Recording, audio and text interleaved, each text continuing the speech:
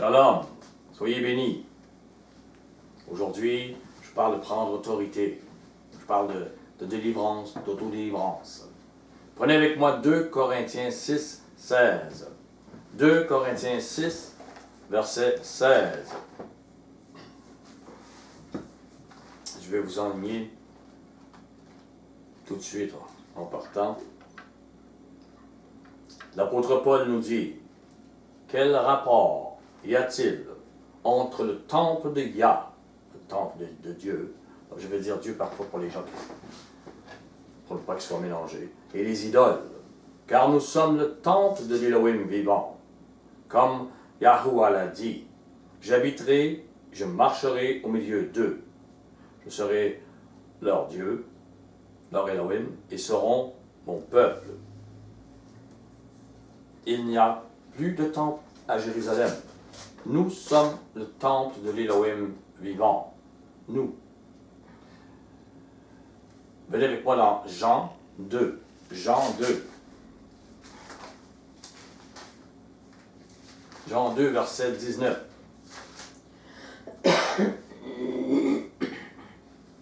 Yahusha leur répondit: détruisez ce temple, et en 3 jours, je le relèverai. Les Juifs dirent: il a fallu 40 ans, 46 ans pour bâtir ce temple, et toi, en 3 jours, tu le relèveras. Mais il parlait du temple de son corps. Yahusha Mashiach est le 3e temple, et avec lui, nous formons ce temple. Nous sommes des pierres vivantes de ce temple. Vous irez voir dans 1 Pierre 2, versets 4 à 5. Nous sommes des pierres vivantes de ce temple. Prenez avec moi 1 Timothée 3. 1 Timothée 3, versets 14 et 15. Je t'écris ces choses avec l'espérance d'aller bientôt vers toi, mais afin que tu saches, si je tarde, comment il faut se conduire dans la maison de Yah, la maison de Dieu, qui est l'église de l'Élohim vivant, la colonne et l'appui de la vérité. Si vous n'êtes pas l'appui de la vérité, alors vous n'êtes pas la maison de Yahuwah, de Dieu. Prenez avec moi Matthieu 21. Matthieu. Je vous propose de mettre un signet à Matthieu, un signet que nous allons prendre des signets, des marque-pages, que ce soit dans Matthieu, dans Marc, dans Luc, nous allons voyager. C'est plus facile ainsi. Matthieu 21, verset 12. 12 et 13. Yahusha entra dans le temple de Yah, de Dieu. Il chassa tous ceux qui vendaient et qui achetaient dans le temple. Il renversa les tables des changeurs et les sièges des vendeurs de pigeons. Il leur dit: il est écrit, ma maison sera appelée une maison de prière, mais vous en faites une caverne de voleurs. Votre maison, vous, votre temple, doit être une maison de prière. Prenez Marc 11. Marc 11. Comme je le disais, je propose de mettre un signet dans Marc aussi. J'aime beaucoup les signets, les marque-pages. Marc 11, verset 15. 15 et 16. Ils arrivèrent à Jérusalem, et Jésus, Yahusha, entra dans le temple. Il se mit à chasser ceux qui vendaient et qui achetaient dans le temple. Il renversa les tables des changeurs et les sièges des vendeurs de pigeons. Il ne laissait personne transporter aucun objet à travers le temple. Il ne laissait personne transporter aucun objet à travers le temple. C'est le symbole de ce qui arrive dans l'esprit humain. Vous êtes le temple. Certaines personnes à qui vous parlez des choses spirituelles ne peuvent se concentrer, se sentent compressés. Ils ne peuvent saisir, approfondir la profondeur d'un sujet. Et des paroles fusent et sèment la confusion dans leur cerveau, leur esprit. Ils posent des questions sans vraiment approfondir ce qui a été dit. Car des esprits, des démons ne veulent pas qu'ils entendent, qu'ils réfléchissent et qu'ils soient délivrés de ceux-ci.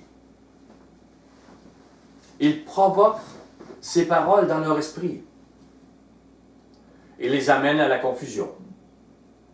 Et ils ne veulent pas que le temple, votre maison, votre esprit, puisse voir clair, puisse les voir et chasser ceux qui font confusion. Ces inspirations démoniaques cachent les péchés du cœur. Je ne dis pas qu'il y a possession, il y a inspiration.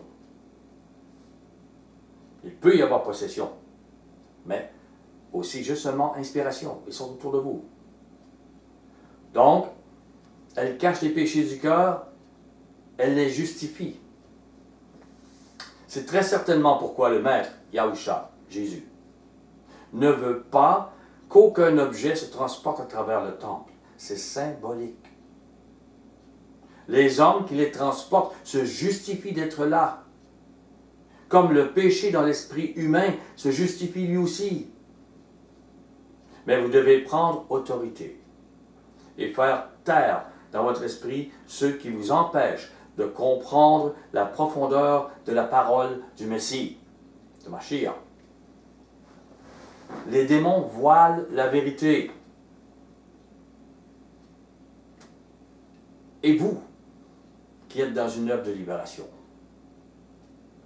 avant de parler à la personne, par le nom de Yahusha, Mashiach, Jésus-Christ qu'on appelle, ordonnez aux démons de se taire et ordonnez qu'ils partent avant même la rencontre de la personne. Vous verrez une différence. Il y a une différence. Il y a une puissance. Marc 11, verset 17. Et il enseignait et disait, n'est-il pas écrit, ma maison sera appelée une maison de prière pour toutes les nations, mais vous, vous en faites une caverne de voleurs. Les principaux sacrificateurs et les scribes, l'ayant entendu, cherchèrent les moyens de le faire périr, car ils le craignaient, parce que toute la foule était frappée de sa doctrine.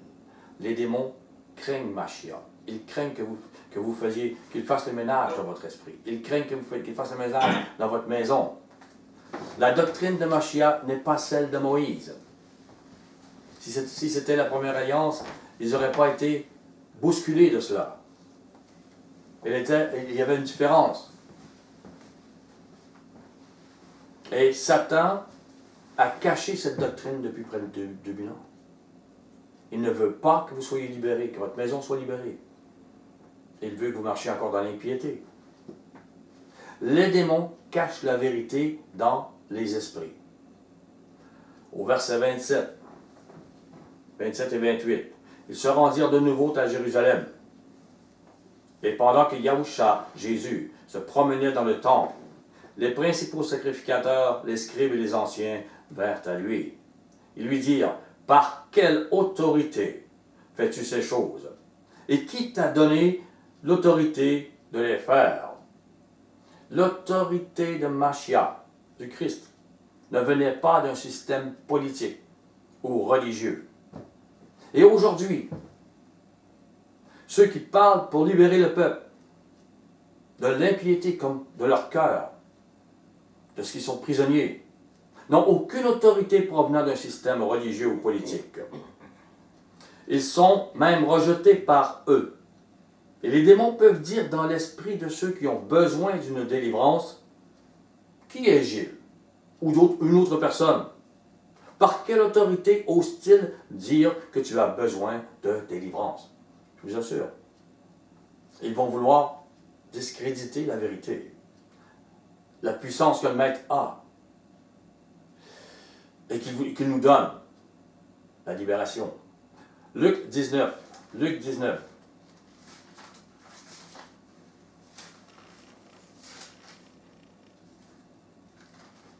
Versets 45. 45 et 46. Il entra dans le temple et se mit à chasser ceux qui vendaient. Et leur disant, il est écrit, ma maison sera une maison de prière, mais vous, vous en faites une caverne de voleurs. Les démons volent votre paix. Ils volent votre vie. Ils vivent leur vie en vous, dans votre maison. Ils se cachent. Et parfois, vous pensez que c'est vous. Je suis comme ça, je suis irritable. Je suis orgueilleux, Non, non. Il y a des choses qui sont... Ils vivent leur vie en vous et leurs défauts en vous. Jean 2, 13.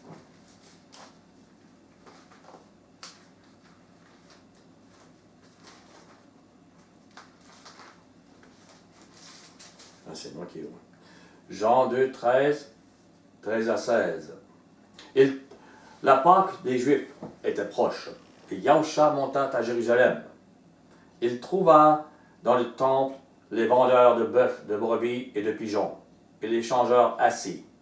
Ayant fait un fouet avec des cordes, il les chassa tous du temple, ainsi que les brebis et les bœufs. Il dispersa la monnaie des changeurs, renversa les tables. Il dit aux vendeurs de pigeons, « ôtez cela d'ici, ne faites pas de la maison de mon père une maison de trafic. »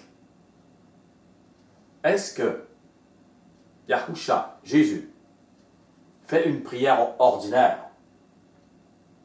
Et d'abord, est-ce que Yahusha, Jésus, fait une prière à ce moment? Non. Il prend autorité. Il chasse. Et il le fait avec force. Il ne lève pas les yeux en disant « Oh papa, libère le temple, faites... » Non, il prend autorité. L'autorité de sa voix chassait les démons et les hommes. Dans le domaine spirituel, dans la délivrance d'une personne, c'est la même chose. Chasser des démons en son nom, c'est prendre autorité au nom de Yahusha, de Jésus. Ce n'est pas une prière. Prenez avec moi Matthieu 9. Matthieu 9.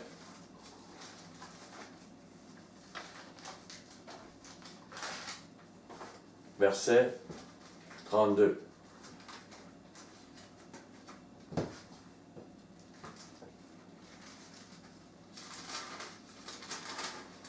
Et 33.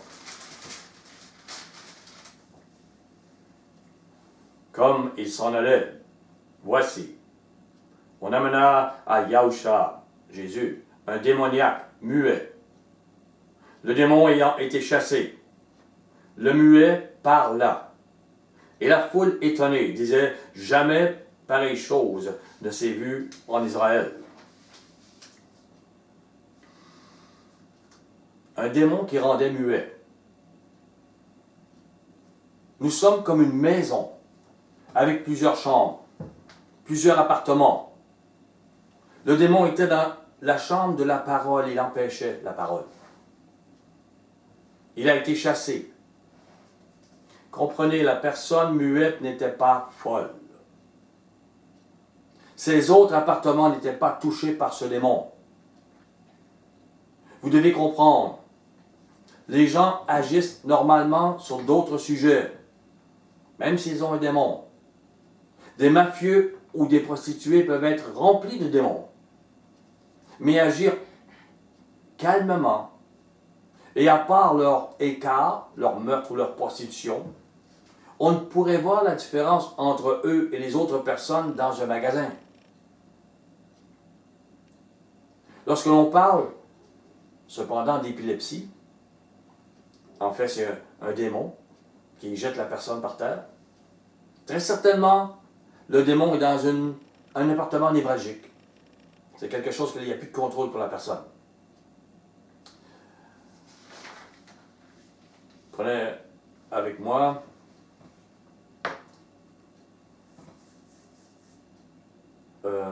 Marc 16. Marc 16. Non, on va continuer. Matthieu 17. Matthieu 17. Excusez-moi. J'ai plusieurs notes. Ça m'arrive. Matthieu 17, verset 14.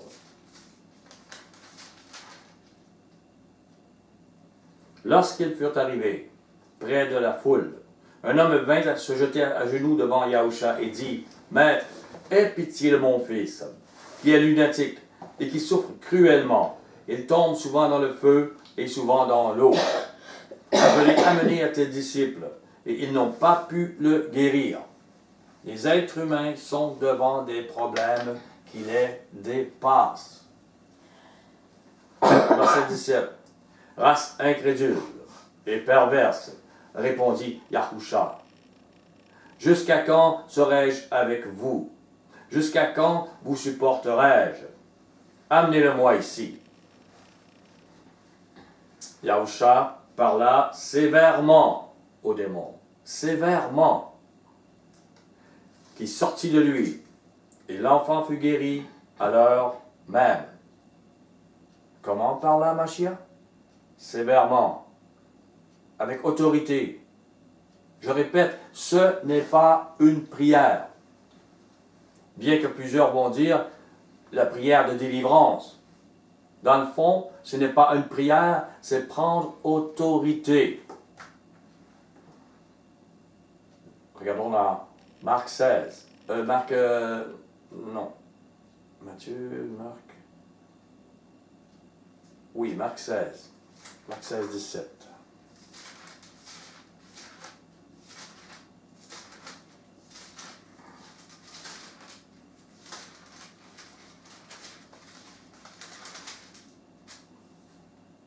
Voici les miracles qui accompagneront ceux qui auront cru en mon nom et chasseront les démons.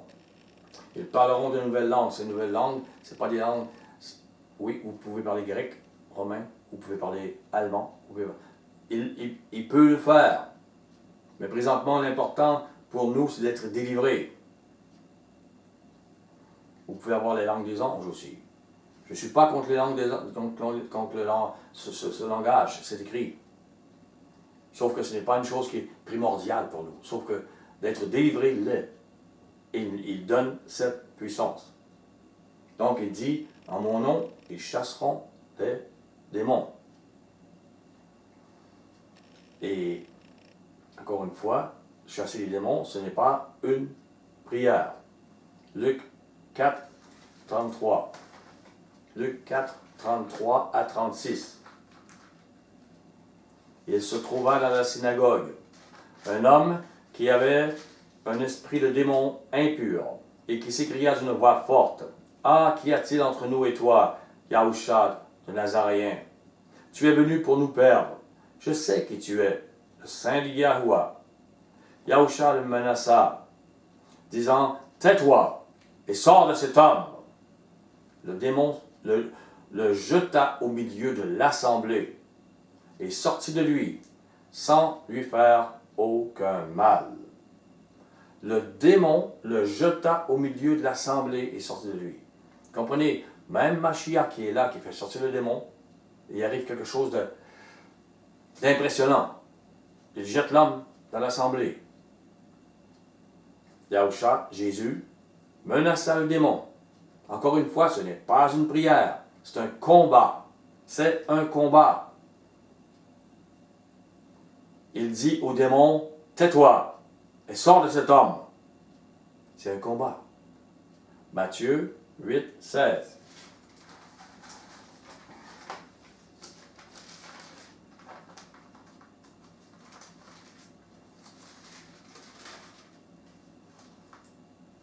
Le soir, 16 et 17.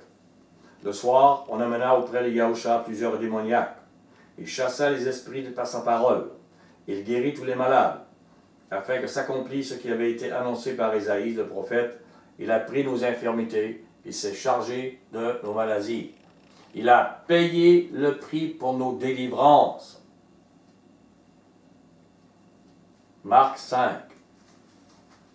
Marc 5.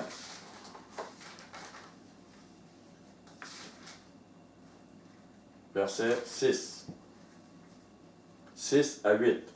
Ayant vu Yahusha de loin, il accourut et se prosterna devant lui. Il s'écria d'une voix forte, « Qu'y a-t-il entre moi et toi, Yahusha, fils de l'Élohim très haut? Je t'en conjure au nom d'Yah, ne me tourmente pas. » Car Yahusha lui disait, « Sors de cet homme, esprit impur. » Il lui disait cela. Machia ordonne avec force.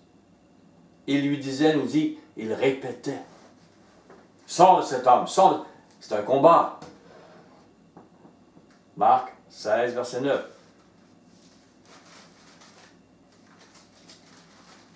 Et le démon, finalement, n'a pas le choix. Il s'en va. Marc 16, verset 9. Yahusha, étant ressuscité le matin du premier jour de la semaine, apparut d'abord à Marie de Magdala, de laquelle il avait chassé 7 démons. Pour suivre Yahusha, Jésus, elle devait être libérée pour comprendre la doctrine de Machia. Elle devait être libérée. Luc 11.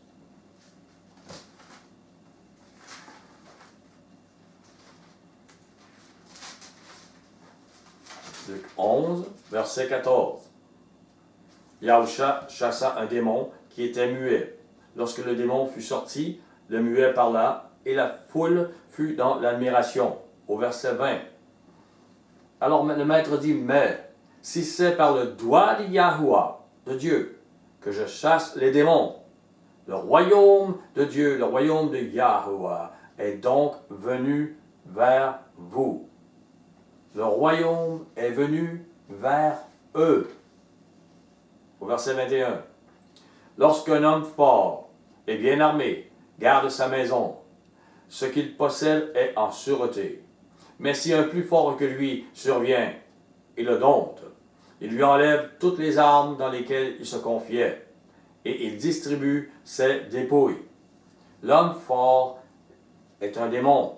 Le plus fort que lui est Yahusha, Jésus et ses anges. C'est le royaume invisible de Yahuwah qui agit. Il agit encore aujourd'hui parmi les hommes. Au verset 23.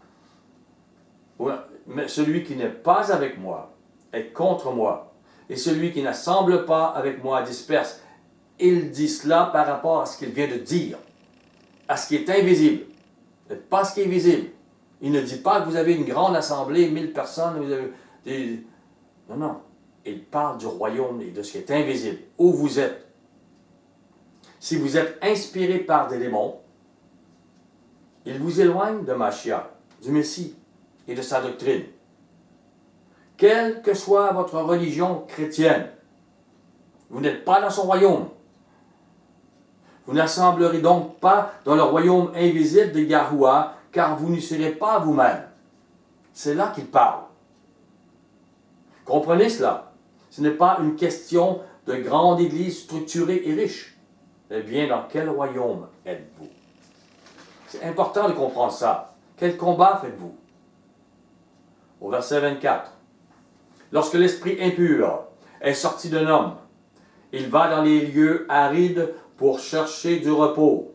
N'en trouvant point, il dit, « Je retournerai dans ma maison d'où je suis sorti. » Et quand il arrive, il la trouve balayée et ornée. La personne n'a pas lu la Bible, la personne n'a pas prié, la personne n'est pas là, elle n'a pas amené Machia dans son cœur. Et alors il s'en va. Il prend cet autre esprit plus méchant que lui. Ils entrent dans la maison, s'y établissent, et la dernière condition de cet homme est pire que la première. Il faut garder sa délivrance. Ne pas être paresseux et s'asseoir en disant, c'est pas grave, tout est fait maintenant. Machia a fait pour vous, a payé le prix pour votre délivrance. Mais vous, vous devez vivre avec Machia. L'annonce du royaume de Yah, Dieu, est une dualité. Il viendra bien sûr physiquement, ce royaume, au retour de Machia, de Christ. Bien sûr, mais nous devons y entrer d'abord spirituellement. Aujourd'hui, nos cœurs doivent être totalement changés. Le royaume de Yahuwah est donc venu vers nous, dit Mashiach. Il est là aujourd'hui. Vous devez être libérés du royaume de Satan aujourd'hui, pour entrer dans le royaume de Yahuwah aujourd'hui, spirituellement, pour avoir droit au royaume physique, au retour de Yahusha. Les gens pensent qu'on suit le Shabbat, on suit les fêtes, et maintenant, ils ne connaissent rien du royaume spirituel, leur cœur n'est pas changé, ils ne sont pas de nouvelles créatures, et ils se disent, nous allons tous rentrer dans le royaume, vous devez lui appartenir. Luc 17. Si vous êtes toujours irritable, si vous êtes toujours sans patience, si vous êtes toujours sans amour, vous appartenez à un autre royaume. Vous n'appartenez pas à celui de Mashiach, Yahusha, le Messie. Luc 17, 20. Les pharisiens demandèrent à Yahusha, Jésus, quand viendrait le royaume de Yahuwah? Il leur répondit, le royaume de Yahuwah ne vient pas de manière à frapper le regard. Il parle de l'autre façon. Le royaume qui est spirituel qu'on doit entrer présentement, ça ne frappe pas les regards. C'est invisible. Car on ne dira point, il est ici ou il est là. Car voici le royaume de Yahuwah est au milieu de vous. Il est au milieu de vous. Aujourd'hui, croyez, nous devons y entrer. Galates 6. Tout de suite après Corinthiens. 2 Corinthiens. Galates 6, verset 15. Car ce n'est rien d'être circoncis ou incirconcis de chair. Ce n'est rien. La première alliance, c'est fini. Ce qui est quelque chose, c'est d'être une nouvelle créature. Cette nouvelle créature vit un amour impossible. Elle va même aimer ses ennemis, ses pires ennemis. C'est un amour qui est impossible pour les humains. Et ne soyez pas incrédules. Entrez dans cet amour, dans ce royaume. Le royaume de l'amour. Prenez avec moi Matthieu 12. Matthieu 12.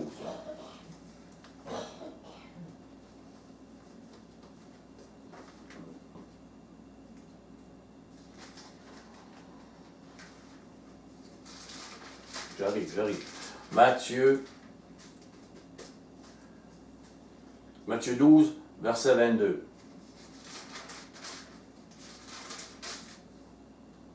Alors, on lui amena un démoniaque aveugle et muet.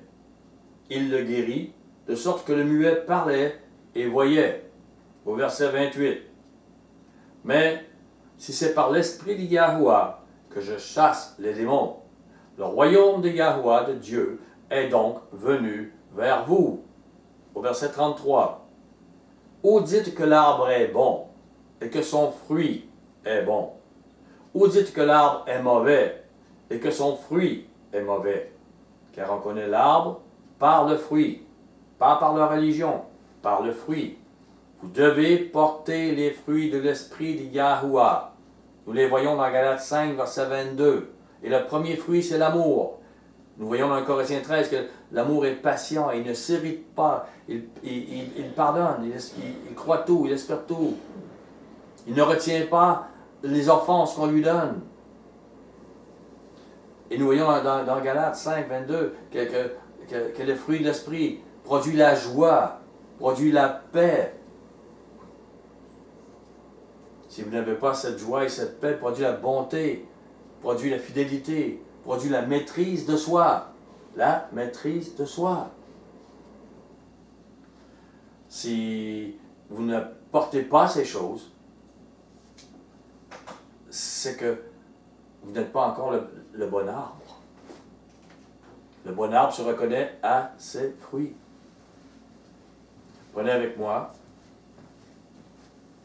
Nous avons vu un peu.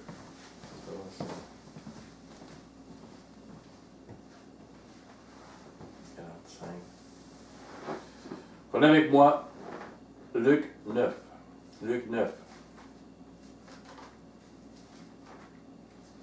Nous ne devons pas apporter les fruits de la chair, mais les fruits de l'esprit. Je ne vous parle pas de questions religieuses. Je vous parle de transformer le cœur, ce que le Maître est venu faire. La circoncision du cœur. Luc 9, 37. 37 à 39. Le lendemain, lorsqu'ils furent descendus de la montagne, une grande foule vint au-devant de Yahusha. Et voici, du milieu de la foule, un homme s'écria, « Maître, je t'en prie, porte les regards sur mon fils, car c'est mon fils unique. Un esprit le saisit, et aussitôt il pousse des cris, et l'esprit l'agite avec violence, le fait écumer, et a de la peine à se retirer de lui après l'avoir tout brisé. » Avez-vous bien compris ce qu'un esprit fait, ce qu'il peut faire à un être humain? Lorsqu'un démon est chassé, cela peut arriver aussi. La personne peut être agitée avec violence. Elle peut pousser des cris. Elle peut écumer. N'en soyez pas étonnés. C'est un monde de démons que vous chassez. Au verset 42. Comme il approchait, Mashiach approchait, le démon le jeta par terre, l'agita avec violence. C'est Mashiach qui est là. Et le démon le fait quand même. Mais Yahusha menaça l'esprit impur, guérit l'enfant et le rendit à son père. Yahusha était là. Le royaume de Yahuwah s'approchait de l'enfant. Et le démon, l'esprit impur, agita avec violence l'enfant avant de partir. Ça peut arriver que si quelqu'un fait cela dans un groupe, oui, ne soyez pas étonnés, ne dites pas, bon, ben, est-ce que c'est un démon qui chasse le démon? Non, Mashiach n'était pas un démon qui chassait le démon. Mais le démon fait cela. Ben, il s'en va quand même.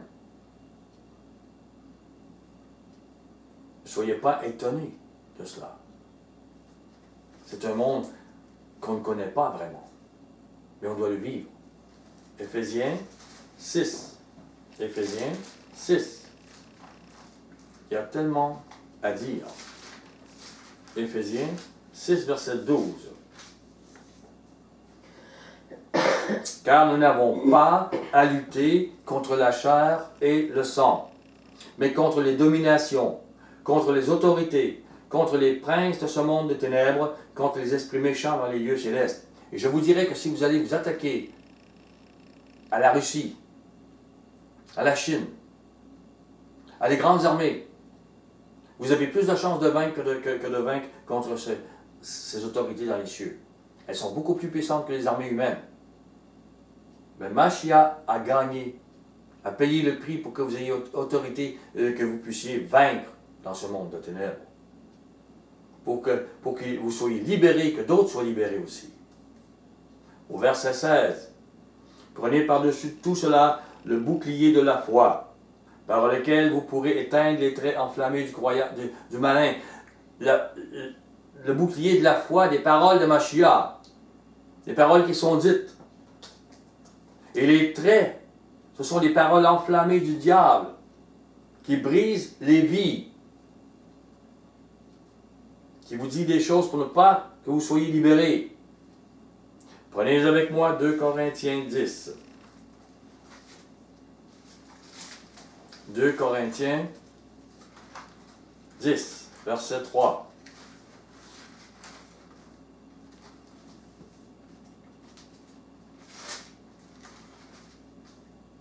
Si nous marchons dans la chair, nous ne combattons pas selon la chair, car les armes avec lesquelles nous combattons ne sont pas charnelles, mais elles sont puissantes par la vertu de Yah, de Dieu, pour renverser des forteresses. Quelles sont les forteresses qu'il parle? Nous renversons les raisonnements. C'est des raisonnements humains. Et tout auteur qui s'élève contre la connaissance de Yahuwah. Et nous amenons toute pensée captive à l'obéissance de Mashiach, le Messie. Les forteresses dans l'esprit humain sont brisées. Les pensées deviennent captives à Yahusha et non au diable. C'est ce qu'il dit. Retournons dans Galates, tout de suite après Corinthiens, le prochain livre. Galates 5, verset 14. Car toute la loi est accomplie dans une seule parole. Dans celle-ci, tu aimeras ton prochain comme toi-même. Voilà l'amour, l'amour pur. Pas tu t'aimeras comme toi-même, tu aimeras ton prochain. Satan aime beaucoup quand il nous regarde et qu'il nous dit « aime-toi ». Il a un lien sur toi. Mais, si vous vous mordez et vous vous dévorez les uns les autres, prenez garde que vous ne soyez détruits les uns par les autres. Si vous vous mordez dans l'église, dans une assemblée, si vous vous mordez et vous dévorez dans votre mariage, vous serez détruits. Même si vous seriez religieux, même si vous feriez tous les jours la religiosité, vous seriez détruits. Ce n'est pas un jeu. Faire une religion ne vous servira à rien si votre cœur appartient à l'ennemi. Ce que je dis ce matin, c'est puissant, c'est fort et c'est pour tout le monde. Mon épouse et moi, nous avons été libérés, nous avons vécu des choses. Nous avons dû avoir des victoires. Si nous en parlons aujourd'hui, c'est parce que nous n'avons pas été écrasés, nous avons pris la victoire de Mashiach a été notre victoire. Elle doit être la vôtre. Je n'accuse personne, nous passons tous dans un chemin semblable. Nous devons voir clair. C'est pourquoi nous parlons à cause de la victoire que nous avons eue. Il y a des choses que le Maître nous a montrées. Elles sont réponse à vos difficultés, elles sont réponse elle vous enlève les liens que l'ennemi peut avoir sur vous à cause d'une certaine ignorance. Nous étions très ignorants, je vous assure. Et nous avons appris à la dure. Mais la puissance de Mashiach est là pour nous et pour vous. Galates 5, verset 16. Je dis donc, marchez selon l'esprit, et vous n'accomplirez pas les désirs de la chair. Car la chair a des désirs contraires à ceux de l'esprit, et l'esprit en a de contraires à ceux de la chair. On parle de l'esprit d'Yahuwah, qui a des désirs contraires de la chair. Votre esprit travaille avec votre chair. Le maître dit non, vous devez travailler avec moi. L'esprit d'Yahuwah. Ils sont opposés entre eux, afin que vous ne fassiez pas ce que vous voudriez. Celui ou celle qui aime son prochain comme lui-même, qui aime son mari ou sa femme comme lui-même, marche selon l'esprit de Yahuwah. Maintenant, gardez à votre esprit deux choses. La première, la repentance. Elle est dirigée vers Yah. C'est vous qui vous repentez, mais c'est dirigé vers Yah. Elle vous transforme sous le regard de Yahuwah, Dieu. Dans 1 Jean 3, 4, vous prenez note, il est dit, le péché est la transgression de la loi. Mais c'est la loi réformée de Yahushua Mashiach. L'apôtre Jean en parle dans la Nouvelle Alliance, dans ce qu'il a enseigné. Dans ce qui a été enseigné par Mashiach, dans cette doctrine. Ce n'est plus œil pour œil, dent pour dent. La loi donnée à Moïse, on avait le droit à la haine, la vengeance. Nous n'avons plus le droit à cela. C'est présenter l'autre jour. Aime ton ennemi. Fais miséricorde et il te sera fait miséricorde. Je n'irai pas plus loin dans la repentance. Je veux parler du deuxièmement. Deuxièmement, c'est le renoncement. Au fur et à mesure que nous avancerons avec le Messie, il nous montrera les choses dans notre cœur. Des choses que nous devons renoncer. Ça doit être clair dans votre esprit. Cela fait partie de la repentance. Mais c'est une réalité qui doit devenir vivante et en vous afin que la repentance devienne réelle et efficace en vous. Il y a des gens qui disent il faut se repentir tous les jours parce que j'ai péché. Hein? Et non, il faut se repentir et renoncer. Pas toujours. Parce que c'est facile de dire je me repens toujours. Oui, on se repent. Oui, on demande pardon. Tous les jours, oui. Mais si vous ne renoncez pas, vous serez toujours pris dans le même pattern, la même chose, le même péché. Vous devez avoir la victoire. Donc, deuxièmement, le renoncement, il n'est pas dirigé vers Yahweh, il est dirigé vers l'ennemi, le renoncement. On ne renonce pas à Yahweh, à Dieu, on renonce à l'ennemi. Nous faisons la déclaration formelle. Comprenez, dans votre esprit, par la parole, nous faisons la déclaration formelle, solennelle. C'est très solennel, autant que mariage. Que nous ne nous alignerons plus avec les paroles, les sentiments, les actions qui s'opposent aux paroles et à l'esprit d'amour de Yahuwah, Dieu.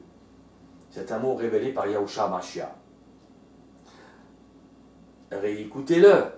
Prenez l'étude. Le renoncement formel. On ne marchera plus avec les pensées diaboliques. On ne marchera plus avec les pensées de la chair. Nous annulons tous les accords avec l'ennemi. Comprenez-en l'importance. Yahuwah nous a donné ce pouvoir dans le nom de Yahusha, Jésus. Je dis Jésus que plusieurs personnes ne connaissent pas, mais j'aime bien le nom hébreu, je préfère. Donc, il nous a donné dans le nom de Yahusha, Jésus, d'annuler tout contrat d'association spirituelle fait avec le diable. Que ce contrat soit conscient ou non, vous avez le pouvoir d'annuler. Le diable sait qu'il vous tient. Et le problème, c'est que vous ne savez pas, vous faites votre religion. Mais lui, il le sait. Il le sait par la puissance qu'il a sur votre chair. Votre chair interfère à toutes les décisions de votre esprit humain. Il a donc une puissance sur votre esprit humain, par votre chair. Et le moyen d'en être délivré est de renoncer aux œuvres des ténèbres. Contraire à l'amour enseigné dans la Nouvelle Alliance. Être délivré par la puissance du Messie. Yahusha, Jésus. Vous pouvez dire à Yahuwah, à Dieu, ben je me repens. Vous pouvez le dire.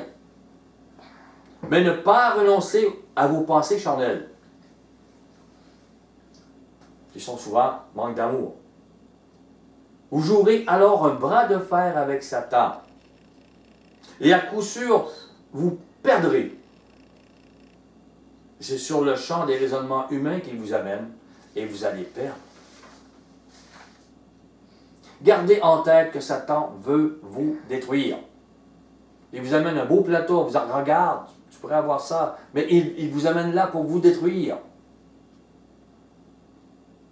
Il se sert de votre colère, de votre irritation, de votre orgueil, de vos convoitises, de votre jalousie, votre impureté. Il se sert même de votre désir d'appartenir à un groupe. Et ça, c'est puissant. On ne veut pas être seul. Même si ça serait faux, même si ça serait dangereux, on ne veut pas être seul. Il se sert de ça pour vous détruire. Ce sont des armes que vous lui donnez pour vous détruire, renoncer, et vous devez renoncer à vous-même afin de vous revêtir des sentiments et des motivations de Yahusha, de Jésus. Et le diable va perdre le pouvoir qu'il a sur vous. C'est assez important. Matthieu 16. Matthieu 16.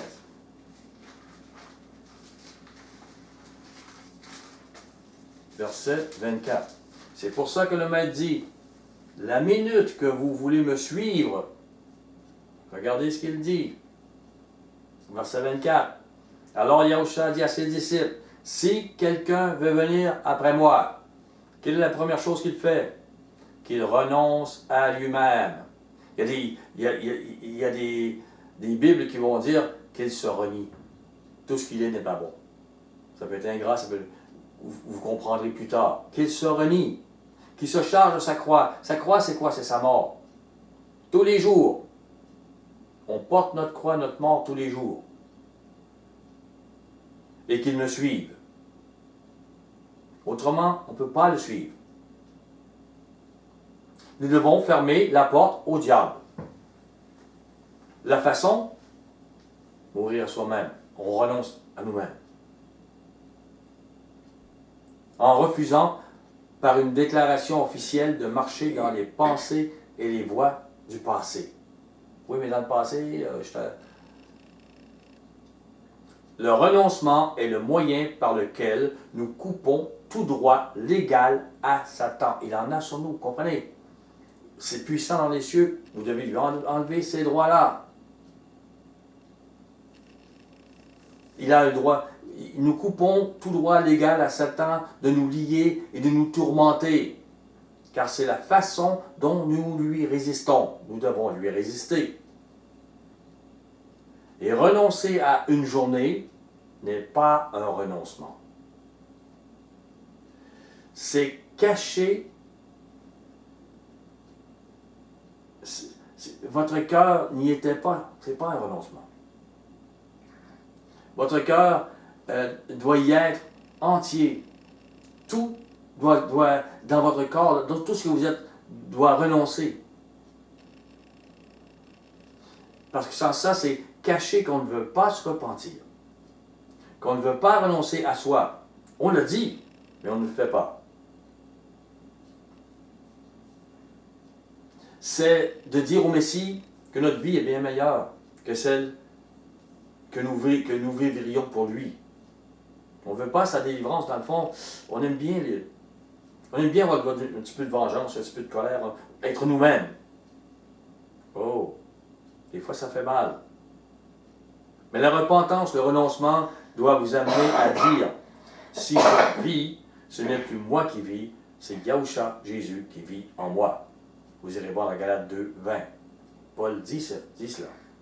Prenez avec moi dans 2 Corinthiens 4.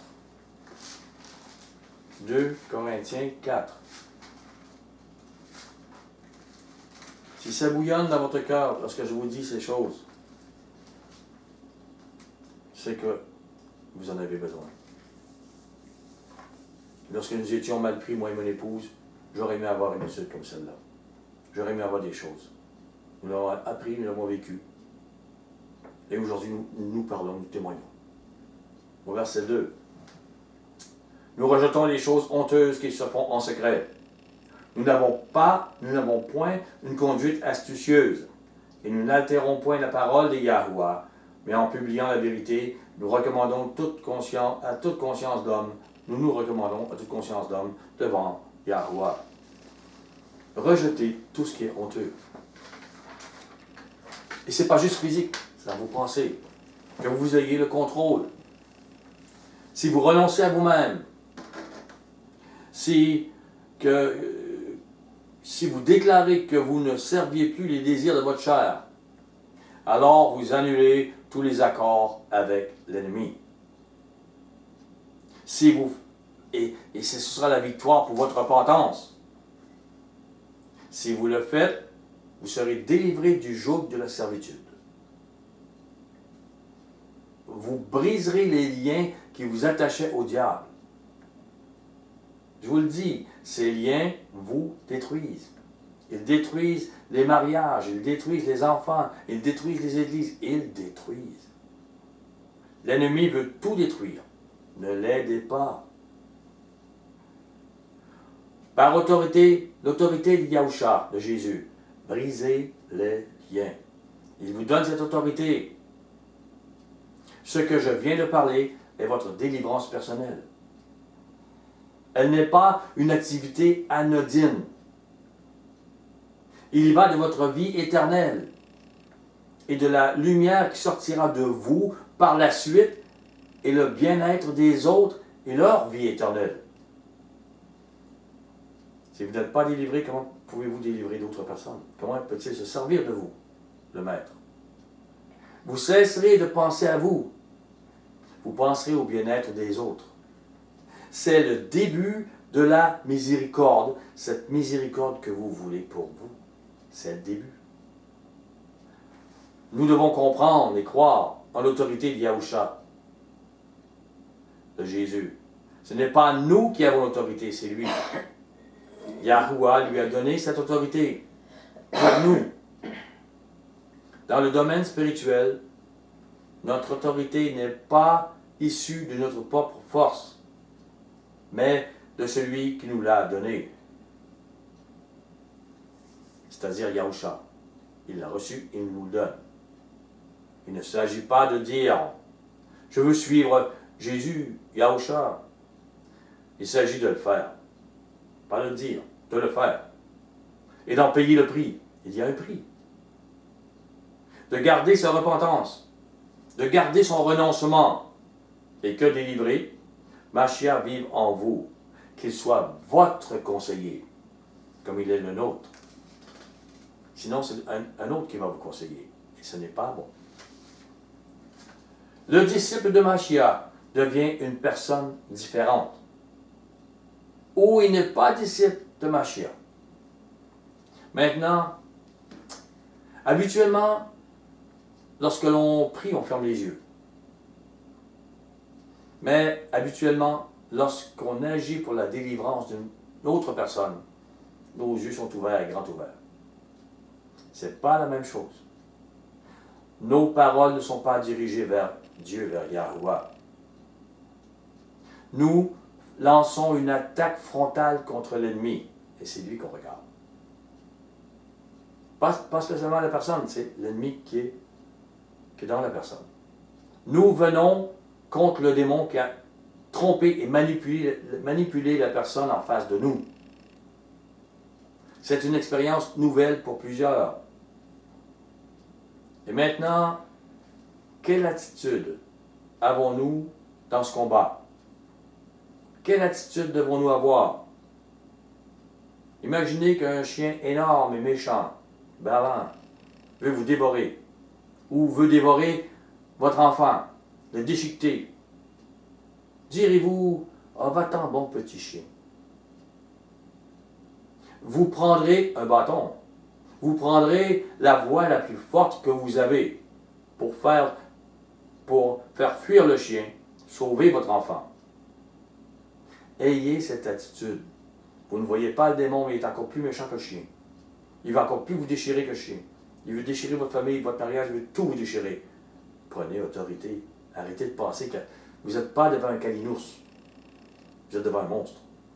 Et vous avez le droit de le chasser. Ayez cette attitude. Ayez une sainte colère contre les forces du mal. Regardez l'ennemi en face et qu'il soit clair pour lui que vous connaissez votre autorité en Mashiach, en Jésus, et que vous n'accepterez aucun compromis. En résumé, vous avez le pouvoir d'expulser l'ennemi de votre propre vie ainsi que de la vie des autres par Yahusha, Jésus. Et l'ennemi le sait. Le problème, c'est que souvent, les gens ne le savent pas. Et ils agissent autrement. Ils courent dans leur système religieux, mais ça ne règle pas. Ils n'ont pas la paix, ils n'ont pas la joie, ils n'ont pas la délivrance. Le Maître vous a délivré de la puissance de l'ennemi. Prenez avec moi Colossiens. Colossiens 1.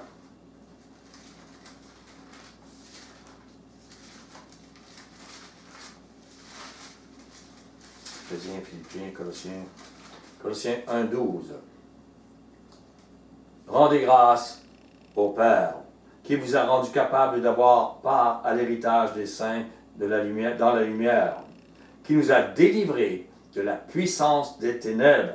Il nous a transportés dans le royaume du Fils de son amour. C'est aujourd'hui que vous l'êtes. Pour avoir droit au royaume qui vient bientôt, vous devez être transporté dans le royaume de l'amour aujourd'hui. Sinon, vous ne serez pas avec lui à son retour. Parce que vous êtes dans le royaume des ténèbres. Vous devez être délivré de ce royaume. Il a donné à son fils Yahusha la puissance de le faire en nous. Luc 10. Ce que je dis ce matin, c'est important et c'est bon pour tout le monde. Quel que soit votre niveau où vous êtes rendu. Les 70 revinrent avec joie. 10 quoi? Ah, 10, 17, excusez-moi. Les 70 revinrent avec joie, disant, Maître, les démons même nous sont soumis en ton nom. Les démons sont soumis au nom de Yahusha, au nom de Jésus. Ils sont soumis. Prenez avec moi Ézéchiel. Avant Daniel, Ézéchiel. C'est mon épouse qui disait cette chose. Elle m'a dit ça ce matin ou hier, je crois. Hier. Et je lui ai dit, ce passage, je le veux. Pour éclairer. Parce qu'on parle de choses spirituelles. Il ne faut pas regarder les choses visibles, mais invisibles. Ézéchiel 2, verset 4. Le maître dit à Ézéchiel, ce sont des enfants à la face impudente et au cœur endurci.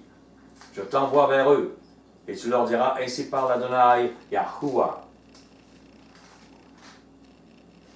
Ézéchiel 2, 4, Ézéchiel 2, 5.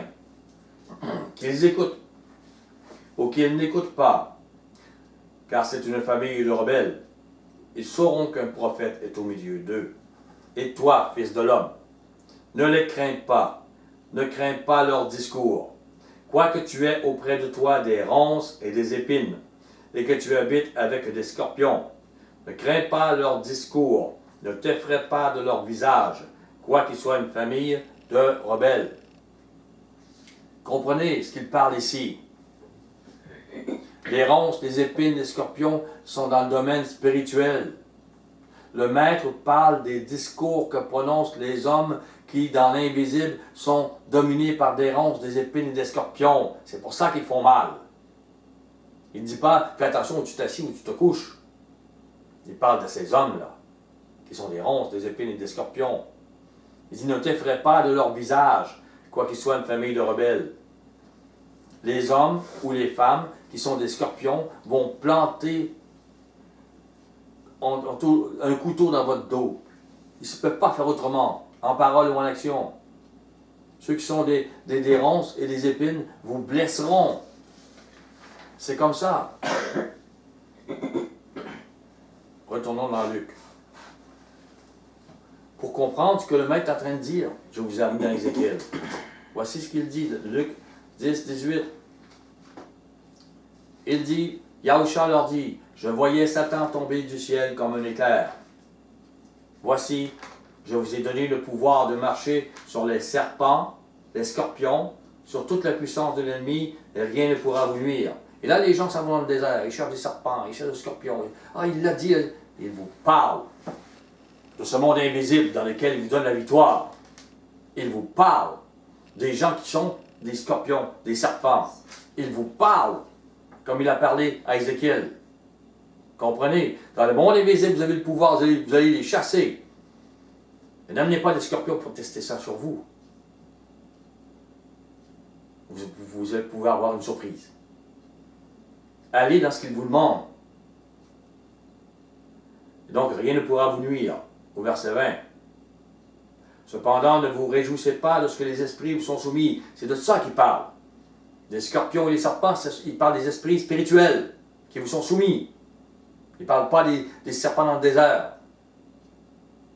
Mais réjouissez-vous de ce que vos noms sont écrits dans les cieux. En ce moment même, Yahusha tressaillit de joie par le Saint-Esprit. Il vous explique des choses à nous les petits, à vous. Je te loue, Père, Adonai du ciel et de la terre, de ce que tu as caché ces choses aux sages et aux intelligents, de ce que tu les as révélées aux enfants. Oui, Père, je te loue de ce que tu l'as voulu ainsi. Il le veut ainsi aujourd'hui. Le Père a caché ces choses aux sages, aux intelligents, pas seulement des gens qui sont païens, mais des diplômés pasteurs ou autres qui ne connaissent rien à ce que je viens de vous dire. Qui travaillent, ils veulent avoir leur salaire, ils veulent avoir leur vie, ils veulent avoir... On vit au niveau de visible.